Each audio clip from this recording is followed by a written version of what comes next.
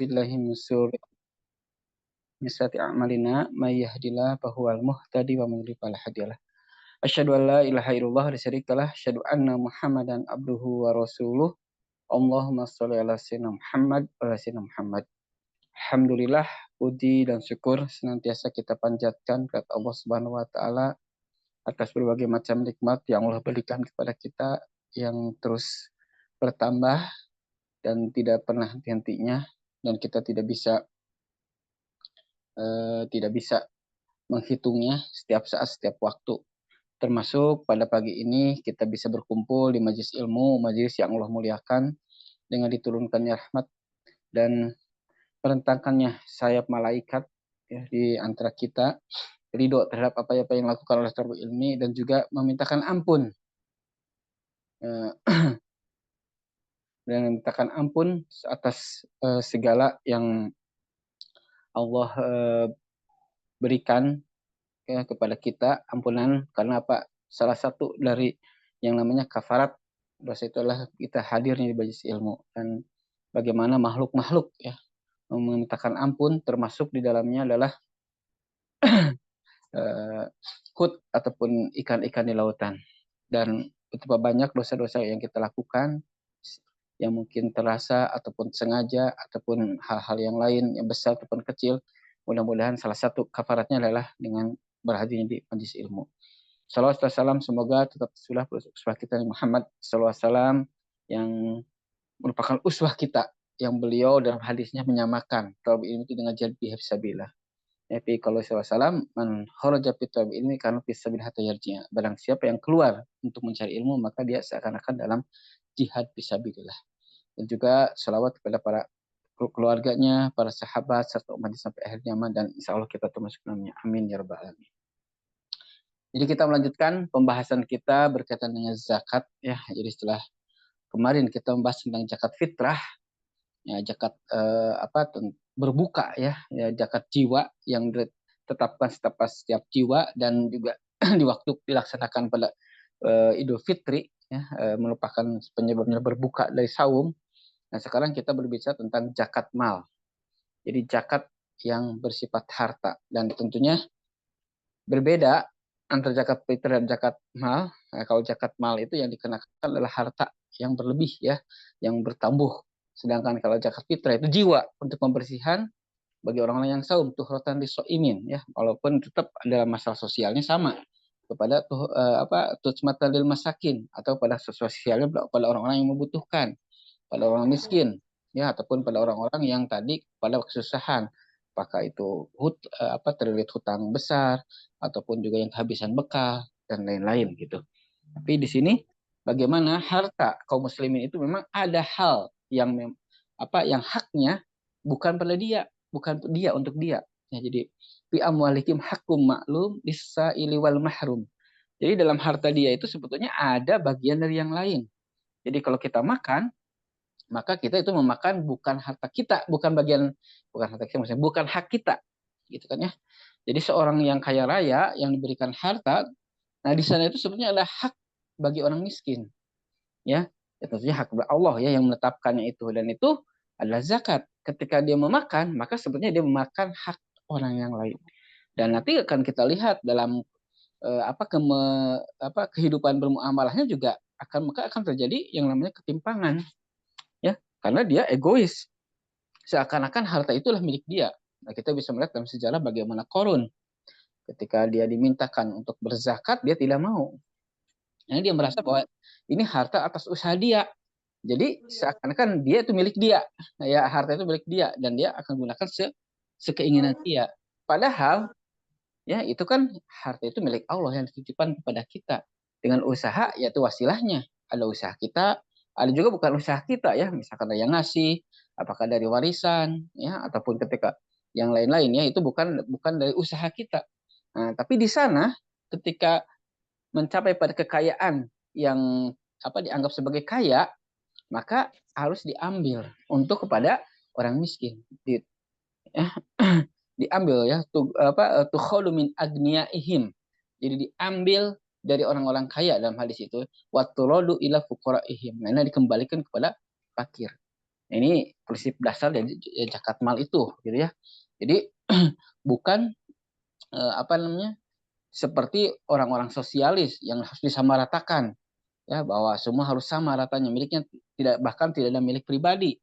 Komunis itu ya miliknya milik negara semua, sehingga semua dibagi oleh negara. Nah kalau Islam tidak juga seperti orang kapitalis yang dia milik individu terus sebelum berkuasa, bahkan negara itu hanya sedikit yang kekuasaannya atau miliknya gitu ya, kebanyakan individu, maka yang kaya ya kaya gitu ya.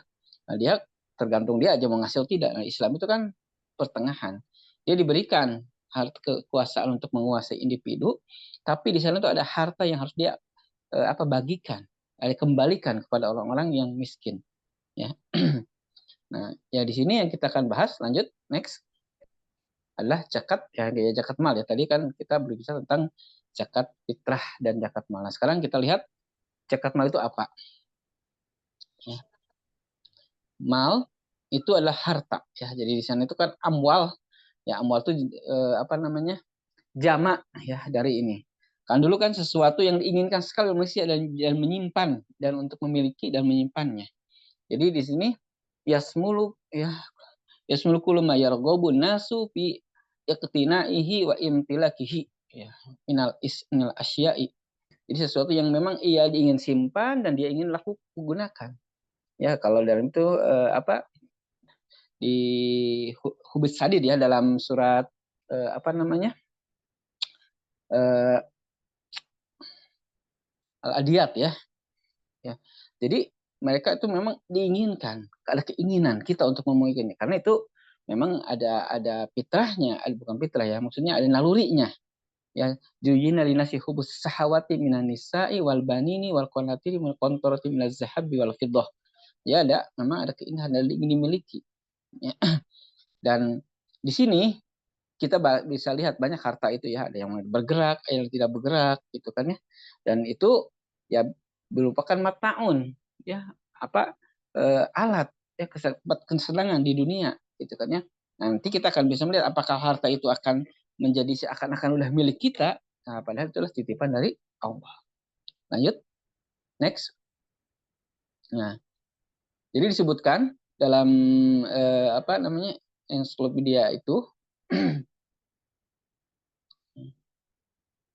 nah, kalau dulu yang dijadikan suatu yang diinginkan jadi status sosial itu adalah dengan emas, perak ataupun ternak ya. Jadi berapa untanya? Oh, berarti itu kan tingkat kekayaannya seorang. Ya, kalau kalau sekarang ya lebih, kalau orang-orang kaya sekarang itu kalau kita lihat di dunia itu kan sahamnya ya yang ini menilainya. Bahkan sahamnya juga kan bisa naik dalam satu hari triliunan, bisa turun triliunan ya, karena memang ya tidak real sebetulnya ya, karena kan perusahaan itu bisa karena dianggap prospek bisa berlipat-lipat nilai sahamnya. Tapi kalau misalkan ketika ada berita buruk atau ada apa langsung turun gitu ya. Nah, kalau yang harta yang betul-betul yang memang kan fisiknya kelihatan ya, ada emas, ada perak, ada tanah, ada mobil, ada pabrik, itu kan ada uang tunai gitu, seperti itu. Nah, lanjut. Nah, jadi Al-Quran memberi pada saat awal kita lihat dalam dalam ayat Al-Quran itu tidak disebutkan secara detail tentang bagaimana mekanisme itu, tapi jelas ya harus ada mengimpakkan ya, harus mengeluarkan. Di sana kan impak itu juga bisa berarti dalam konteks zakat ya. Ya ya amanu ampiku min thayyibati ma kasabtum mimma akhrajtum minal ard. Nah, itu kan ada yang mau usahakan, ada yang dikeluarkan dari bumi gitu kan ya. Dan emas, perak dan lain-lain itu ada prinsip-prinsipnya dalam Al-Qur'an. Nah, hanya dalam detailnya nanti ada dalam sunnah Rasulullah SAW. Bahkan untuk zakat ternak itu kan ada surat dari Khalifah Abu Bakar As-Siddiq yang lebih detail memberikan panduan bagi amil zakat gitu kan ya. Tentunya ini adalah dari sabda Rasulullah SAW, tidak asal menulis ya dari para khalifah itu atau para sahabat itu mengikuti dengan Rasulullah. Sehingga kita bisa melihat prinsip dasarnya dari Quran dan detailnya diatur oleh sunnah dan juga dari sunnah Khalifah Rasidin. Ya lanjut. Nah sebelum ke sana kita akan ada namanya di zakat mal itu ada haul dan nisab. Nah, beda dengan zakat fitrah. Zakat fitrah itu kan yang penting kelebihan dari makanan pokok. Nah, tapi kalau kalau zakat mal itu ada nisab, ada ukuran batas terendah yang ditetapkan oleh syar'i untuk menjadi pedoman bahwa itu adalah mengeluarkan zakat. Jadi disebut dengan nisab itu berarti dia sudah dianggap kaya gitu ya. Jadi karena apa? Kalau di bawah nisab berarti tidak kaya. Gitu kan ya. Nah, nisab itu adalah batas terendah terkena zakat. Ya, jadi kalau misalkan nanti emas adalah misalkan 20 dinar atau misalkan unta 5 misalkan ya atau kambing 40. Itu batasnya. Jadi kalau di atas itu berarti dianggap kaya. Kaya berarti dia harus mengeluarkan untuk orang miskin, untuk orang yang berhak, untuk orang yang berkebutuhan kepada mustahik zakat. Kalau di bawah itu berarti dianggapnya tidak kaya. Gitu kan ya. Wa yas'alunaka madza yunfiqun qul afwa kadzalika yubayyinu lakumul ayati la'allakum tatafakkarun. Nah, jadi di sini juga lebih dari kebutuhannya. Ya, kebutuhan pokoknya tentunya ya. Nah, selanjutnya ada haul. Kalau haul itu sendiri adalah yang disebut haul itu adalah 1 tahun. Ya haul itu kan putaran ya. Haul itu sekitar atau putar. Jadi 1 tahun bulan tahunnya tahun komariah atau hijriah. Jadi lebih sedikit. Ya memang kita yang kalau untuk zakat itu patokannya adalah tahun hijriah ya. Jadi kalau kita usaha atau bisnis ataupun misalkan beternak atau apapun nanti hitungannya pada hijriah. Kenapa? Kalau misalkan ke Masehi itu bedanya 10 hari kurang lebih ya setiap tahun. Jadi kalau tahun Masehi itu kan 365 lah sampai 66. Kalau hijriah itu 355 dalam setahun gitu ya. Jadi kalau di hijriah itu sudah lebih 10 hari lebih awal akan mencapai pada haul ya. Itu yang sehingga kalau orang banyaknya melakukan zakat itu di Ramadan karena lebih mudah ngitungnya gitu kan ya.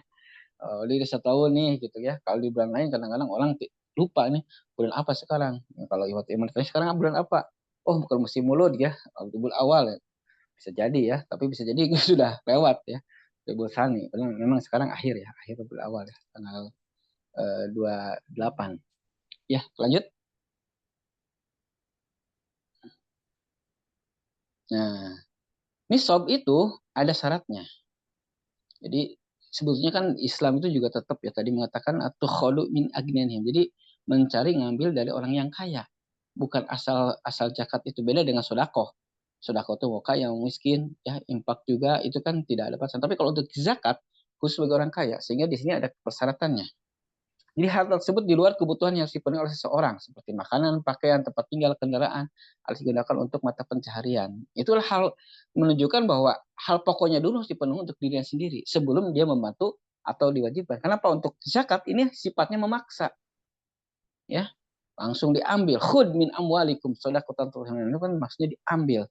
Nah, jadi di sini sehingga mereka terus aman dulu nih kebutuhan pokoknya. Nah, terus yang kedua adalah hal itu ya telah berjalan 1 tahun ketika nisab itu.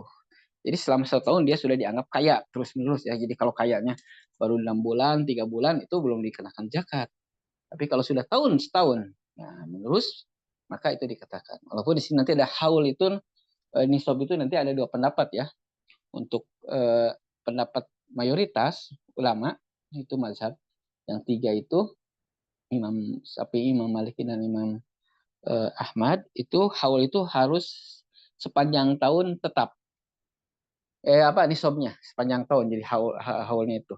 Jadi kalau misalkan emas itu harus katakanlah 100 gram ya, kan 85 gram ya misalkan nisabnya.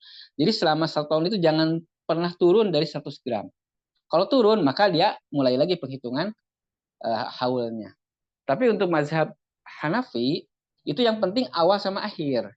Jadi kalau udah tercapai pada 1 Ramadan itu adalah 100 gram, maka yang penting 1 Ramadan tahun depan itu masih tetap 100 gram. Bisa jadi di tengahnya pernah turun dulu jadi 70 gram, jadi 60 gram. Nah, seperti itu. Itu bedanya ya. Nah, kalau sekarang mungkin kita banyaknya dipakainya yang mayoritas ya. Apa Syafi'i. Tapi kalau yang paling mudah sebetulnya yang Hanafi. Jadi hitung awal akhir aja, tidak usah dihitung di tengahnya gitu. Allah sawab ya. Lanjut. Nah, kecuali zakat buah-buahan ya. Tadi zakat buah-buahan, pertanian itu yaumul hasodihi. Jadi tidak mengenal namanya haul. Jadi ketika panen ataupun zakat ma'din rikaz ya. Ketika barang temuan maka pada saat ditemukan maka zakat. Nah, karena tadi disebutkan yang namanya zakat mal itu adalah orang-orang kaya, maka kalau dia punya hutang, berarti dikurangi dulu hutangnya. Karena kalau misalkan dia punya hutang, dia punya harta, sebetulnya harta dia itu milik orang lain sebagian.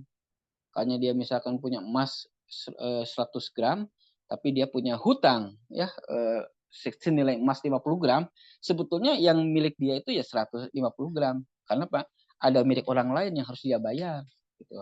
Sehingga di sini hutang itu harus mengurangi nisab. Nah, hanya kita juga harus melihat saat ini kan ada hutang itu jangka pendek, jangka panjang. Ya kalau nanti kita jakat-jakat ya. Jangka pendek berarti kan harus dipenuhi dalam setahun itu kalau kita ngambil haul ya. Ya.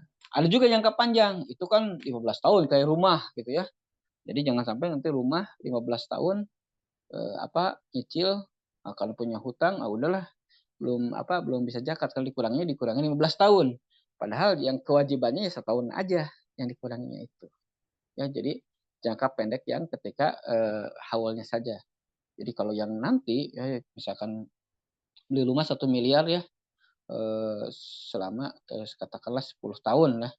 Jadi masing-masing 100 juta setahunnya. Ya berarti yang hutang yang tahun itu hanya 100 juta, bukannya 1 miliar yang dihitungnya. Karena apa? Kewajiban dia membayar tahun itu adalah 100 juta.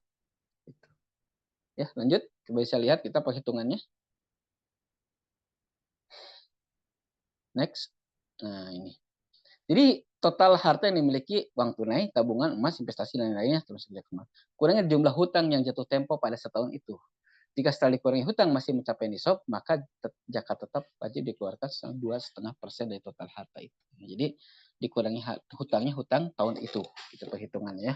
Jadi bukan 15 tahun yang akan datang atau 10 tahun yang akan datang. Nanti tidak zakat-zakat ya. Padahal dia mempunyai kekayaan yang sudah melewati dari nisab atau batas minimal dari harta yang harus kena zakat. Ya, insya Allah bisa dipahami. Kita lanjut kepada macam-macam zakatnya ya. Nah, jenis-jenisnya. Yang pertama adalah jenisnya emas perak. Nah, di sini kan orang-orang alladzina yaknizuna az-zahab wal fiddah wala yunfikunaha fis sabilillah fabashirhum bi'adzabin alim. Jadi orang-orang yang menyimpan emas, perak dan tidak menafkahkannya atau menzakatkannya, menyimpahkannya di jalan Allah, maka berilah kabar gembira dengan azab yang pedih. Ini kan fabashirhum itu kabar gembira, tapi kok azab ya. Jadi itu pengejekan lah, ejekan. Jadi nanti kabar gembiranya kan di ayat yang lain itu kan disetrikakan nanti. Orang-orang yang tidak mau membayarkan zakatnya dari emas dan perak itu maka dilebur akan disetrikakan kepada dahinya kepada punggungnya. Sebagai ancaman bahwa menunjukkan itu suatu kewajiban. Lanjut. Nah, dalam hadis, nah, di sini memang untuk emas itu adalah emas yang disimpan. Adapun emas yang dipakai, nah, di sini ada perbedaan pendapat sebetulnya dari para ulama, gitu ya. Ada emas yang dipakai itu ada yang mewajibkan zakat, ada yang tidak mewajibkan. Karena itu ada pertentangan dua hadis ya, asar dan hadis ya.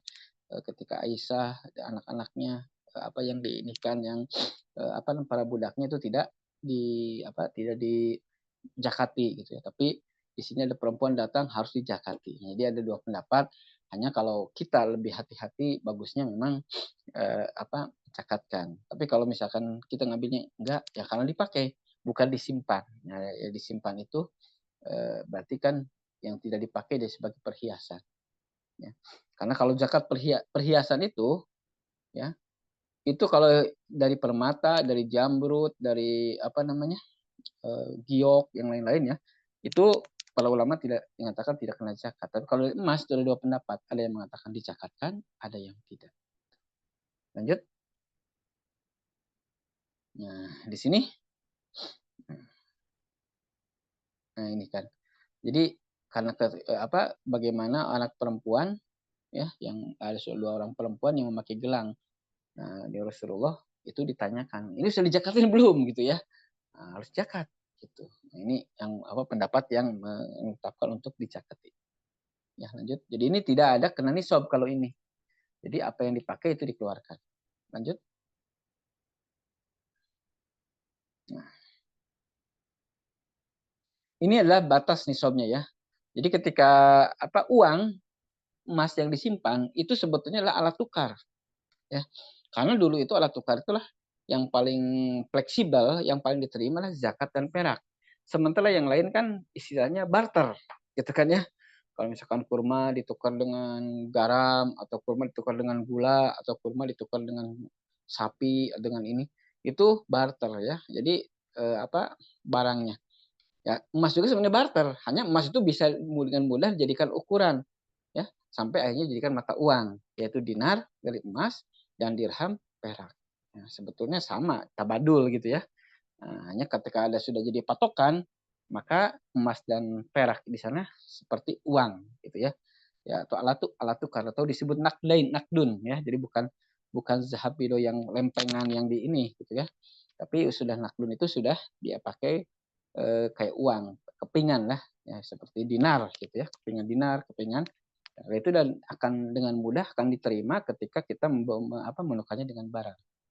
Berbeda kalau kita punya apa namanya, katakanlah kurma sekarung gitu kan, orang belum tentu butuh kurma gitu kan, karena apa? Mungkin tidak butuh, mungkin juga nanti butuhnya pas Ramadan gitu, sehingga tidak mudah untuk ditukar.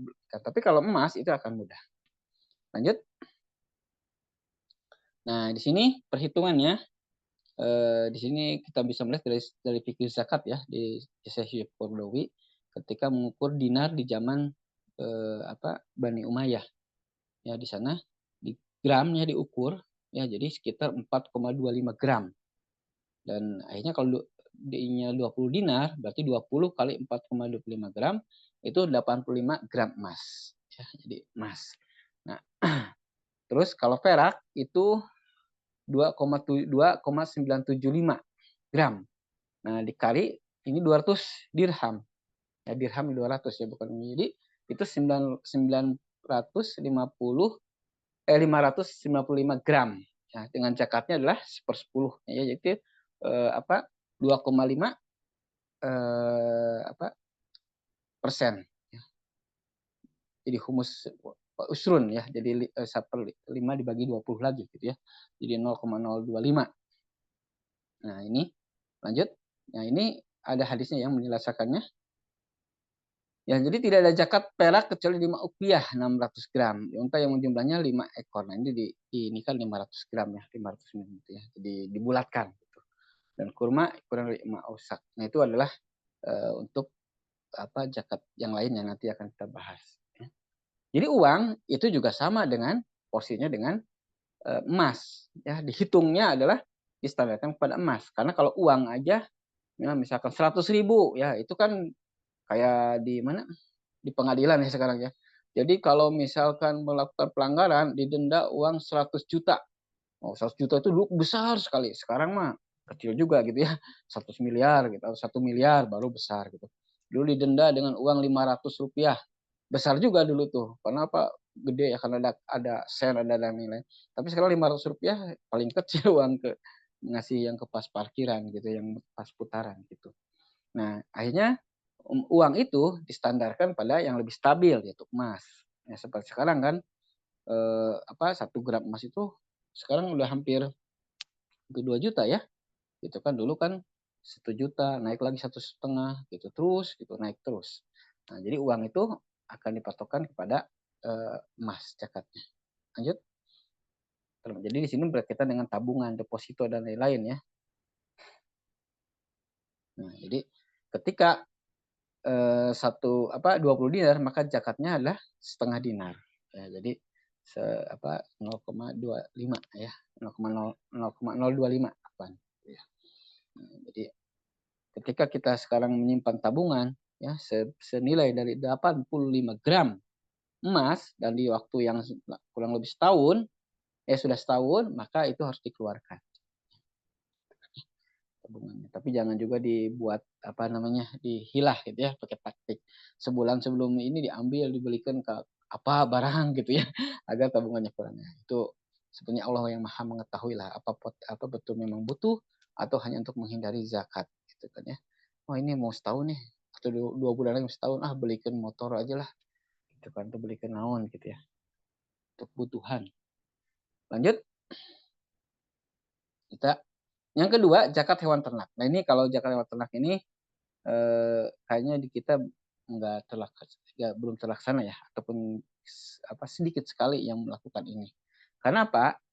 Yang ternak itu kan memang anak itu kan ada 3 ya, yaitu unta, eh, sapi dengan yang semisal seperti kerbau, ya, terus domba, biri-biri itu sama, gitu kan ya dalam sini gonam, satah, gitu kan dalam bahasa Arabnya. Di sini ada syaratnya masalahnya ya. Kita lihat syarat hewan ternak itu. Next. Oh, udah. Oh, ini masih ada ayatnya ya. Menjadi dalilnya ya. Jadi kita bisa melihat bahwa binatang ternak itu memberikan banyak manfaat, banyak ini. Nah, sehingga kita harus memberikan hak-haknya. Gitu kan ya. Dia sebagai rasa syukur kita. Dan ini Allah tidak butuh disetorin kambing, disetorin ini ya ke unta ataupun kerbau ataupun sapi. Yang justru Allah itu menyerahkannya itu disuruh kepada orang-orang yang berhaknya atau mustahiknya, orang fakir, orang miskin, ya, orang ibnu sabil dan lain. Lanjut. Nah, ini persyaratannya. Sampai nisab itu mencapai jumlah tertentu yang telah ditetapkan. Nanti ada jumlahnya ya. Unta berapa, sapi berapa, kambing berapa. Telah dimiliki selama setahun. Jadi udah 1 tahun penuh. Nah, ini yang ketiga, yaitu saimah, yaitu digembalakan. Jadi yang kena zakat an'am itulah hewan yang digembalakan di padang rumput dan digembalakan secara alami, bukan yang dipakan khusus untuk pengembukan. Kalau sekarang itu rata-rata hewan kita itu jarang yang digembalakan ya, kecuali daerah mungkin Indramayu ya suka ada tuh yang waktu anak itu pemetaan itu ya di abur aja kan di padang gitu kan di hutan gitu. Saya itu sore dimasukin lagi jadi tidak dikasih parat. Nah, kalau sekarang kan rata-rata ya hewan itu ya kita ngarit ya ngasih makan bahkan dicampur dage ya ataupun dicari campur apalagi konsentrat dan lain-lain gitu. Nah, ini sehingga tidak terkena yang namanya zakat an'am gitu ya. Bagaimana kalau dia nyampe 100, 200? Nah, itu tergantung pada nanti digunakannya. Kalau itu dijual belikan nanti akan kenanya pada zakat tijaroh gitu ya. Seperti pajul ya. Pajul itu kan sudah 70 gitu ya. Zakat misalkan 70 atau 100 misalkan. Tapi kan beliau itu ngasih makan ya, ngarit itu ngaburuhan dan lain-lain. Jadi bukan saimah. Yang keempat, tidak dipekerjakan hewan ternak itu khusus untuk produksi dan usaha. Ya tidak jadi pembajak, jadi ini penggarap pertanian. Seperti itu. Lanjut. Ini kita ringkas saja. Ini adalah surat Abu Bakar As-Siddiq ya tentang begitu detailnya tentang masalah zakat. Beliau kan yang membuat lebih sistematis gitu kan. Dan tentunya ini mengikuti dari Rasulullah SAW. Lanjut. Nah, ininya. Jadi untuk unta itu 5 minimal. Nah, kita kan nggak ada yang unta di sini mah gitu ya. Itu ada batas-batasannya detail gitu ya. Kalau tidak bisa ini, ada ngambil ini ada istilahnya pengganti-penggantinya. Jadi intinya bagaimana orang yang kaya itu memberikan pada yang miskin. Ya, kalau misalkan ditanya 5 kan kambing. Kalau tidak ada kambing apa? Ya, para ulama mengatakan lebih baik dengan uang. Ya, kalau unta dia hanya peternak unta aja tidak ada kambingnya gitu. Lanjut. Nah, sapi juga sama ini 30 ekor ya. Ya, jadi sudah mengambil maka seekor anak sapi berumur setahun. Jadi ada batas-batasnya. Bisa lihat juga di tabelnya nanti. Next. Nah, itu ya ada batas-batasan. Terus lanjut. Sekarang yang ketiga adalah kambing. Nah, kambing adalah 40 ya. Jadi sudah ada batas-batasannya juga gitu. Nah, ini juga sama ya. Jadi kambing-kambing kita yang ada di sini itu relatif adalah yang diberi makan. Jadi bukan yang terkena zakat an'am. Ya, jadi zakatnya adalah kalau dia jual beli kambing kepada tijaroh. Allah bisa. Lanjut, bisa lihat tabelnya juga. Ya, jadi nanti setiap 100 ekor satu kambing. Jadi ini hanya 0,1% ya. Ya, sisanya jadi hanya 1% zakat kambing itu. Ini sebetulnya kecil sekali ya. Kalau yang lain ada perpuluhan ya 10% itu kita zakat yang 10% itu hanya untuk pertanian gitu ya, yang tidak diurus itu juga gitu ya. Nah, yang lain itu rata-rata 2,5% atau tadi lebih kecil bahkan hanya 1% di sini. Ya lanjut.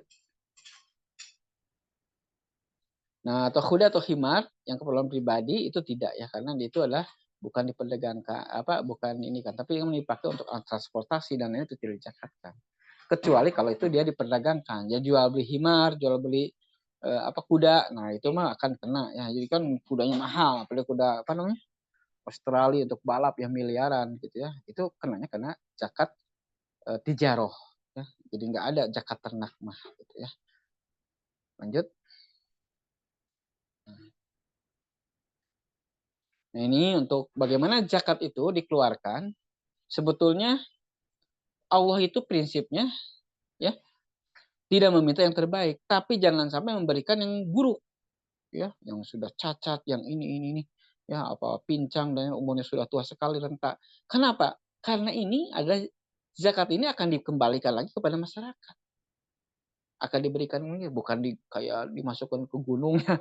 Kalau orang pemuja gunung makan dipuncit dimasukkan dilemparin ke gunung udah jadi bangkai atau dimakan binatang. Tapi ini zakat ini kan bukan diberikan kepada Allah, tapi Allah itu kan sudah sampai yang ketakwaannya, tapi akan diberikan kepada orang-orang. Gimana kalau kita secara ini ngasih yang pincang, yang pecak, yang ini, yang sudah sum-sumnya sudah kering, yang tua, gitu.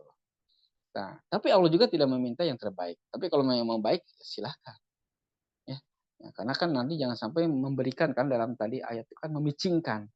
Jadi dia sendiri nggak mau memicingkan mata, tapi akhirnya dikasihkan ke orang lain. Jadi karena dia tidak mau makan, tidak mau menggunakan, akhirnya dikasihkan ke orang lain. Itu kan menunjukkan ya asa pedit ya gitu kan. Ila untuk milu ya. Jadi kecuali dia sendiri yang ngambil teh tersenang. Lanjut. Nah, ini hadisnya ya. Jadi Allah itu tidak memintakan pada yang terbaik, tapi ya memberikan atau sesuatu yang harta yang pertengahan lah minimal gitu. Kalau sunnah terbaik itu bagus gitu. Tapi sebetulnya Allah tidak minta itu yang terbaik. Dan ini kenapa? Kita kan bagaimana memberikan kewajiban zakat itu niatnya adalah penunaian ibadah kepada Allah. Tapi kan dalam pelaksanaannya itu akan dimanfaatkan pada ikhwan-ikhwan kita, pada orang-orang kita, pada masyarakat, pada kaum muslimin.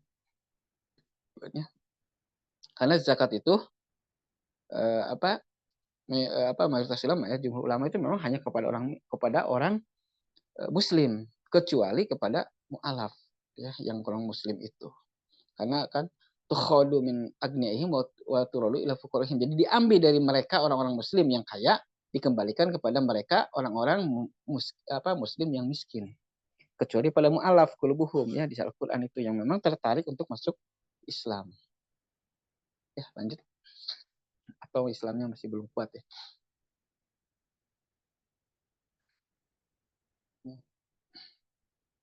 Next, lanjut. Nah, itu zakat an'am. Selanjutnya zakat pertanian. Sebetulnya kalau di buku-buku fikih Imam Syafi'i itu kan dipisah ya antara biji-bijian, pertanian itu dan buah-buahan. Gitu kan ya. Hanya kalau kita ngambil yang pendapat yang ini ya yang sudah diusahakan dari yaum hasadi. Jadi dari pertanian ya semuanya ya. Memang ada yang membatasi ini kan hanya biji-bijian saja, sedangkan yang lain tidak gitu kan ya. Ya biji-bijian itu berarti kan seperti gandum, padi gitu kan ya. Terus yang yang merupakan makanan-makanan pokok ya ataupun eh, ladang ya. Kita bisa melihat lanjutnya.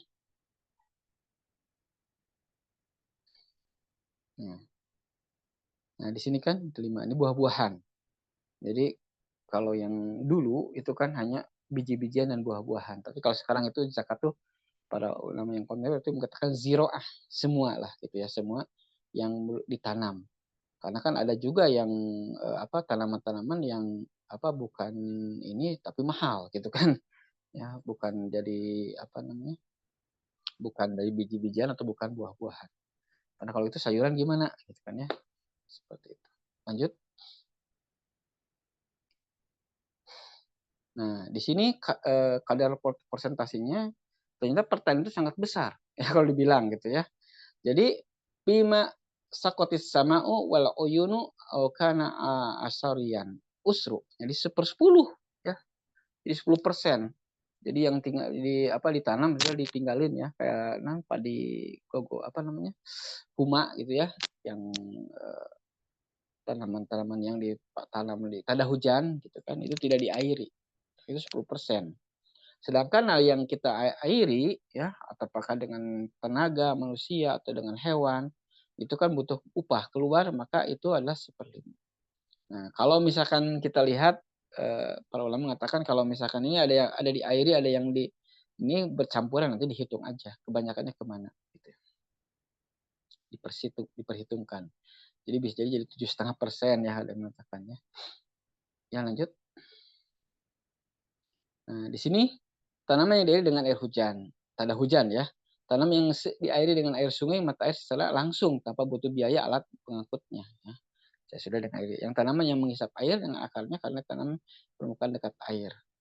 Ini tidak ada usaha sama sekali. Yang kedua adalah berarti 10% ya. Yang kedua adalah yang ada bantuan ya, dengan unta, sapi atau kerbau, atau diiringi dengan bantuan alat timba atau dengan mesin air apa sekarang listrik ya.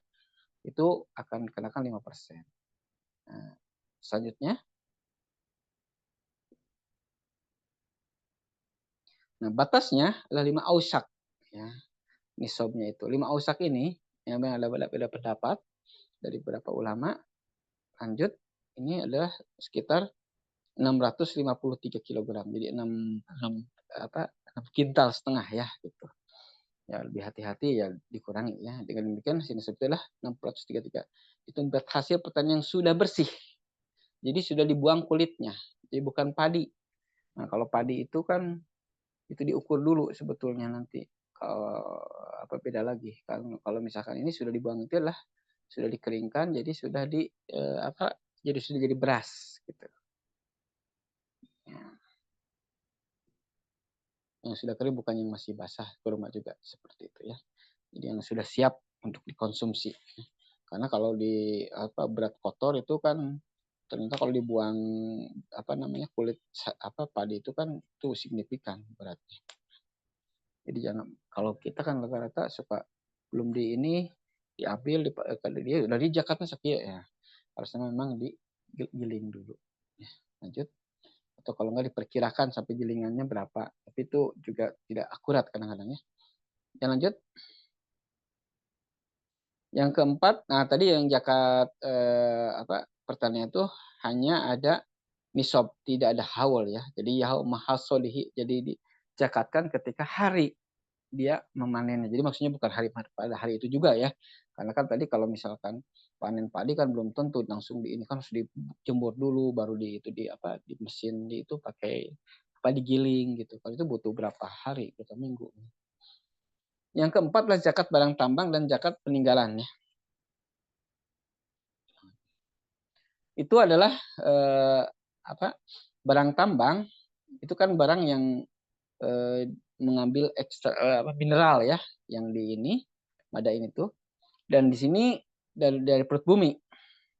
Nah kalau misalkan rikaz yaitu kanjun itu adalah barang yang ditemukan. Jadi itu biasanya sudah bentuk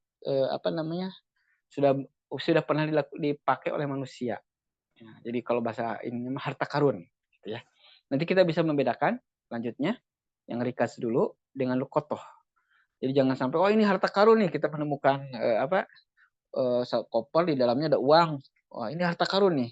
Padahal uang itu adalah lukotoh. Lukotoh itu kan memang masih ada pemiliknya, masih bisa ditelusuri. Kalau harta karun itu sudah lama. Kalau zaman Rasulullah kan zaman jahiliyah yang sudah sulit untuk ditelusuri siapa pemiliknya. Lanjut coba.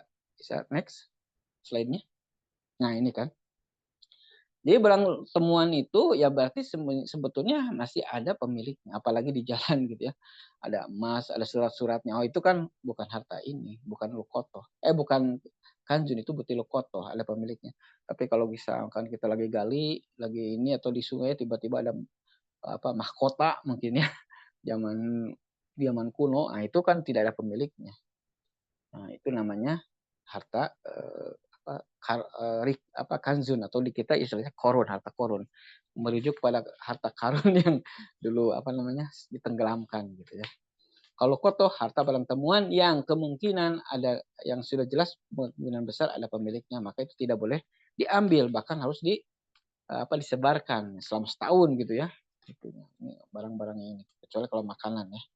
Kalau bentuknya jam atau yang bisa bertahan lama itu selama tempat-tempat ramai di masjid ya. Lanjut.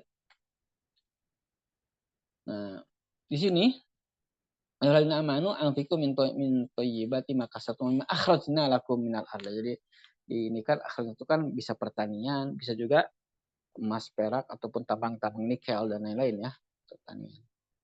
Itulah yang diambil dari. Selanjutnya adalah next.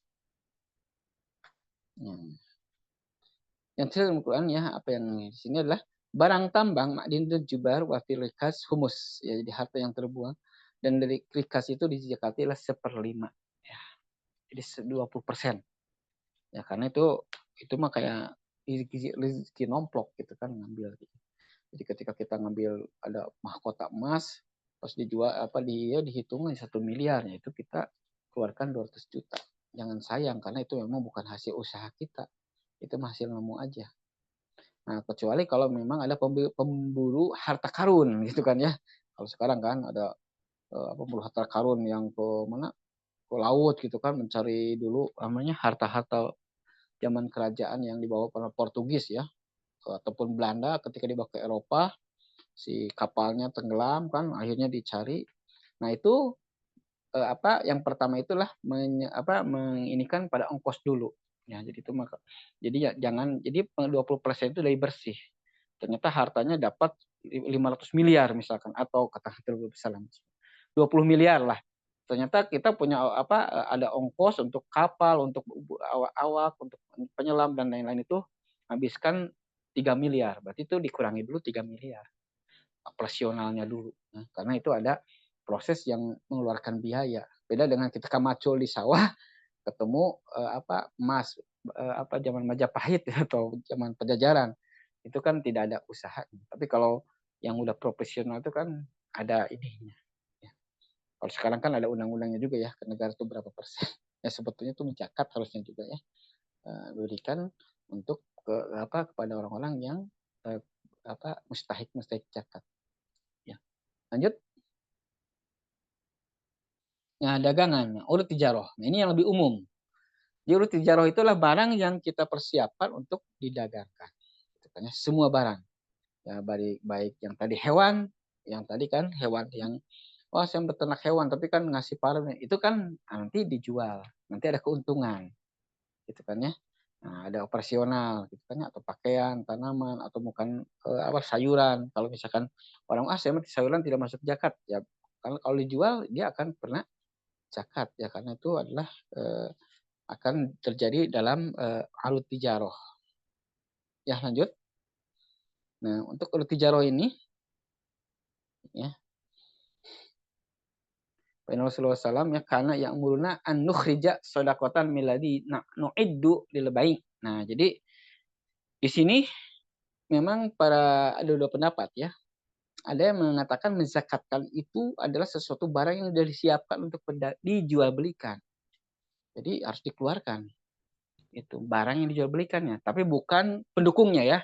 Kalau toko itu, misalkan kita punya toko ya di pinggir jalan itu tokonya nggak bisa dihitung, etalase nggak usah dihitung. Yang dihitung itu adalah barang yang dijual belikannya, kue misalkan, bensin atau apapun ya. Yang itulah milik kita, gitu ya, bukan konsinyasi yang orang yang menitip gitu. Yang milik kita maka itu dikeluarkan zakat. Nah, ada yang lain adalah next itu menyamakannya dalam barang dagang mencapai nisab emasnya. Di sini ada nisabnya ya. Kalau tadi itu semuanya gitu ya, tidak. Tapi para ulama yang sekarang itu mengatakan nisabnya 85 ya. Dan si barangnya itu sudah setahun. Nah, kalau yang tadi mah kan pokoknya mah mau itu berdagangkeun jakati heula gitu kan ya. Mau berapapun gitu. Barang-barangnya. Kalau ini pendapat yang ini adalah pertama yang akan didagangkan itu senilai 85 gram. Jadi kalau sekarang 2 juta katakanlah, berarti kita 160 juta. Jadi toko-toko yang 40 juta, 30 juta barangnya, barang dagangannya ya, itu tidak kena zakat. Ya. Karena dianggapnya belum mencapai kaya. Karena kenapa ini para ulama banyak menyamakannya dengan emas? Jadi kenapa? Karena dianggap sebagai satu titik kadar terendah orang disebut kaya, gitu kan ya. Tapi kalau jualannya baru 10 juta, ya itu kan dianggap juga bukan miskin ya. Apalagi kalau misalkan, mohon maaf ya, kalau misalkan tukang cendol yang pagi-pagi jualan, kalau ngambil hadis itu saja, berarti kan cendol yang mau dijual itu berapapun harganya harus dikeluarkan zakat. Sementara prinsipnya zakat itu pada orang-orang kaya. Sehingga di sini ada ulama kebanyakan memakai nisab ya. Dan sudah berputar selama setahun. Kalau 85 gram dagang, ternyata bangkrut gitu langsung gitu kan ya. Baru 1 bulan sudah bangkrut. Nah, itu tidak zakat. Tapi kalau sudah bertahan 1 tahun, berarti itu dianggap kaya dan kan yang memberikan sebagian dari harta dia itu ada hak orang lain. Dan di sini tuh jual beli tuh menjualnya tuh untuk berdagang. Beda misalkan kita jual motor, kita beli motor nih, aduh kita butuh uang atau inilah udah tidak ini sering rusak lah atau misalkan mau beli yang baru gitu ya, dijual. Nah itu bukan untuk diperjualbelikan, itu mau jual biasa ya. Kita beli rumah untuk ditempati ya, cuma kan itu bukan barang dagangan, itu barang yang kita pakai. Kita beli mobil, itu barang yang kita pakai. Tapi kalau misalkan kita beli rumah, terus nanti kita akan diputarkan lagi dijual ke yang lain, nah itu diniatkan untuk dijual-belikan, maka bisa dikatakan itulah aurud tijarah, karena itu barang dagangan, bukan barang milik kita. Akan diputar lagi, gitu ya. Dan ada juga kan, orang beli motor tuh dipakai dulu 1 minggu, 2 minggu, tapi nanti akan dijual. Nah itu sebutnya sudah niat untuk dijual belikan, buat dipakai. Tapi kan ada orang beli nih, ya motor second misalkan ya 15 juta, 20 juta ya, terus dipakai, ya tidak konsep ya. Terus baru 3 minggu, lalu butuh uang atau misalkan teenakeun atau ada masalah dijual lagi, itu beda ya niat. Jadi ada niat untuk diperdagangkan dan ketika membeli barang tersebut. Jadi bukan niatnya untuk dipakai ya, untuk konsumtif, untuk produktif. Nah, pemerikan barang dengan transaksi seperti membeli, sewa, mahar. Apabila diperoleh dengan cara selain transaksi seperti warisan, hulu, hibah, wasiat, sedekah, maka tidak ada zakatnya. Kecuali ada perubahan niat untuk diperdagangkan. Tadi ya. Jadi dapat mobil, dapat tanah itu dari orang tua itu tidak kena zakat ya, warisan gitu ya. Atau misalkan hibah, wasiat yang kena zakat. Kalaupun ada itu sedekah saja. Oh, saya dapat warisan nih, Allah saya ingin sedekah. Tidak kena zakatnya. Gitu kan. Atau misalkan kita ada yang ngasih orang saudara kita yang dapat milik ya, untung kerja di luar negeri ngasih berapa uang, itu tidak kena zakat.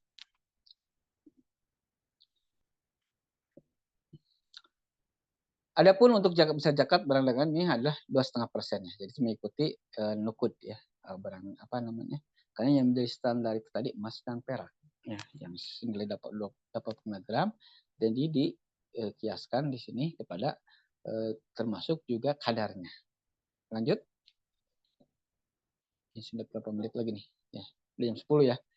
Terakhir, nah ini zakat profesi. Nah, zakat profesi ini adalah suatu istihadiah terbaru ya, tahun 70-an ya, 78, dengan ada fiqh zakat dari Syekh Yusuf Qaradawi itu memberikan perspektif baru ya, karena sebelumnya mayoritas ulama itu tidak ada, 4 mazhab tidak mewajibkan zakat penghasilan ya.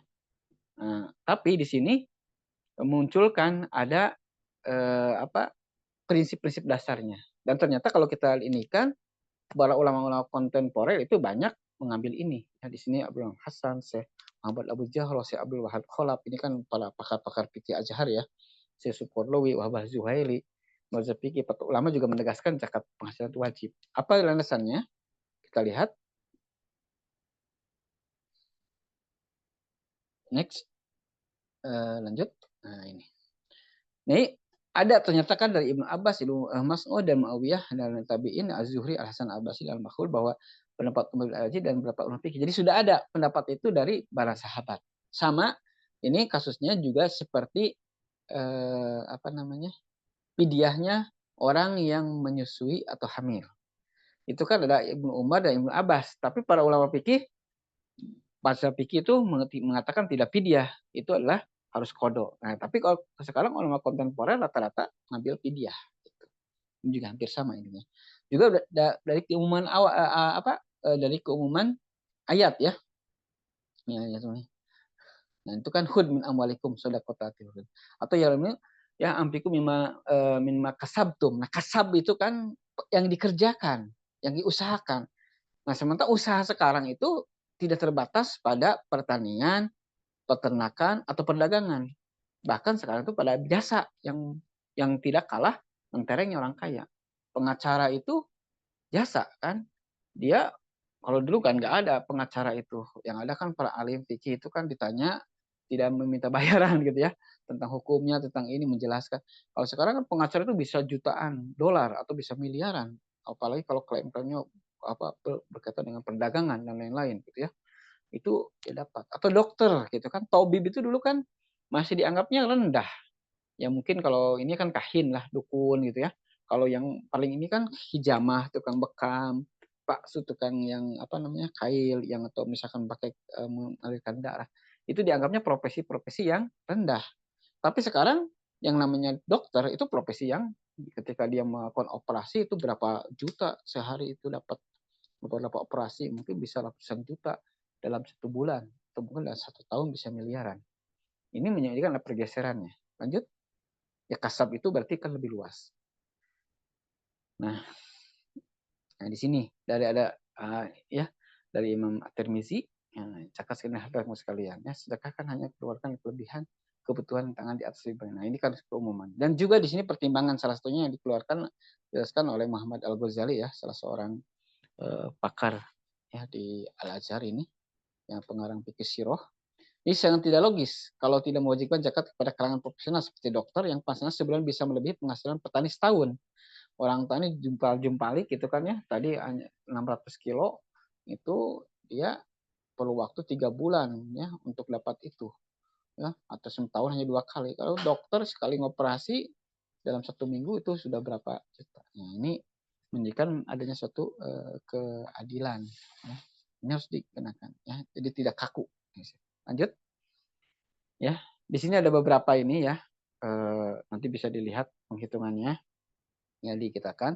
Ada yang mengaitkan kepada zakatnya itu. Ya, hanya kan kalau yang standar itu penghasilan setahun itu adalah 85 gram emas, setahun dikeluarkan 2,5 ketika menerima sebelum dikurangi apapun. Nah ini jadi semua kotor ini mah gitu kan ya. Yang kedua lanjut itu ada dikurangi dulu ya. Jadi operasional kerja ya selama penghasilan gaji honor mencapai kerjanya. Jadi seorang mendapatkan 2 juta dengan sebulan transport, konsumsi dan lain-lain. Nah, akhirnya dikeluarin gitu kan ya. Nah, ini sama ada juga dengan zakat kurma ya ataupun zakat pertanian. Lanjutnya neto. Nah, zakat bersih itu mengeluarkan zakat yang hartanya mesti tercapai nisab setelah dikurangi untuk kebutuhan pokok sehari baik pangan, papan, hutang, kebutuhan pokok lainnya untuk memiliki keluarga yang dimiliki tanggungan. Jika penghasilan setelah dikurangi kebutuhan pokok masih mencapai nisab, maka wajib zakat. Tapi kalau tidak mencapai nisab, maka tidak zakat. Nah, ini yang ketiga ini yang banyak dipakai ya. Jadi sudah dikurangi dulu kebutuhan pokok, ada kelebihan itu jadi sama dengan emas. Jadi sesuatu yang tidak dipakai artinya ditabungkan gitu ya. Nah, ini kan kalau sekarang itu kalau dipakai ini ada orang pegawai bank atau apa ya penghasilannya 20 juta gitu ya atau 30 juta sebulan tapi untuk anaknya sekolah aja udah 5 juta seorang gitu ya. Anaknya 10 juta gitu kan cicilan mobil, cicilan motor. Ya habis-habis sisa-sisanya hanya 5 juta kalau kita bersih. Nah, ini juga akan nanti jadi perdebatan. Ini tuh pokok atau lebihan gitu ya untuk makannya aja karena sering ke restoran ke ini dia habis misalkan 10 juta gitu. Ya, akhirnya plus gitu kan 30 juta 40 juta itu penghasilannya. Nanti memang dalam Islam itu ada namanya ya ya kejujuran lah gitu ya. Ketika penghitungan ada kan ada zakat itu sangat memungkinkan untuk dibuat hilah taktik gitu ya. Orang tadi kan sudah mau 40 dijual si kambingnya atau misalkan tabungan sudah di ini dibelikan dulu ditarik dulu sudah mau setahun gitu.